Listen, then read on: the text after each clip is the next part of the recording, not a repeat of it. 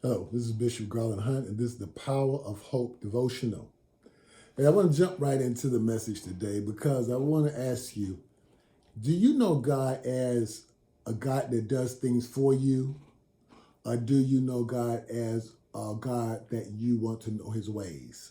Do you want to know the ways of God, or do you want to know the blessings of God? Maybe that's the best way to say it. Do you want to know the blessings of God, or do you really want to know God? Now, let me just say this. You can be a resource development Christian that always you want product, you want things, you want him to always give you, you always want him to bless you. You'll bless me, Christian. I want you to give me a house. I want you to give me a car. I want you to pay my bills, pay my cell phone. I want you to give me something to eat. I want you to get the traffic out the way. I want you to help me find a parking space. Okay, so everything, what you say, my child, so everything with your relationship with God is give me, give me, give me, give me.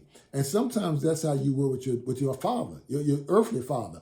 It was like, can you give me allowance? Can you give me money for gas? Can I use the car? Can I do that? So your whole idea of even fatherhood was based on what he did for you.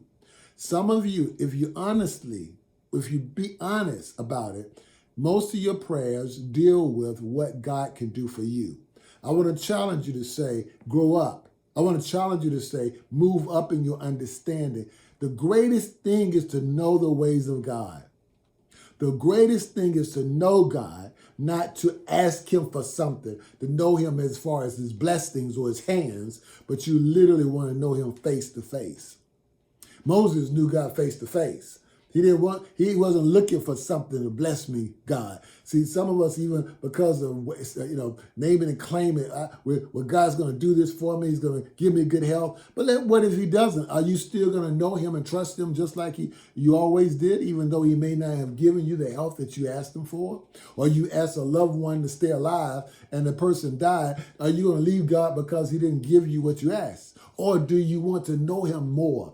Are you seeking his face more? You want to seek him to know him. You want to seek his presence more. You want to go after a heart of God that seeks after God because you want him more. You want to be more like him. Oh, yeah. And actually, the scripture, a couple of scriptures I want to give you in the Isaiah chapter 58, and this is considered to be a fasting scripture. But the way it is, I'll just read this out of King James. It says, "Yet you seek me daily, and to delight to know my ways as a nation that did righteousness and forsook not the ordinance of their God. They ask me the ordinance of justice, and they take delight in approaching to God." Now, this is the idea. If you're going to fast, you need to fast to know God, not to give me something from God. Even in the New Living Translation, it says they come to the temple every day, and they seem delighted to learn about me. See, you delight to learn about God. You want to know his ways. You want to know the ways of God. You want to know his thoughts. You want to know his actions, why he does what he does. Let me give you one more scripture. This is actually taken out of Isaiah 55. And this is actually, let me see if I find it here. Isaiah 55 and verse 8. Isaiah 55, verse 8. See, even our thoughts are different than God. So we can't demand God to think like we do. We can't demand that God's going to do things in our box of comfort, or our box of what we describe as God's blessing. Maybe his blessing is that you just get to spend time with him. And so this is what it says. It says in verse 8 of Isaiah 55, says, "My thoughts are nothing like your thoughts." My thoughts are nothing like, and my ways are far beyond anything you can imagine. My ways are far beyond anything that you can imagine. So let me just say this. Stop trying to have God as your slot machine God. He's my Christmas God. He's my Santa Claus God. No, you want to know the ways of God.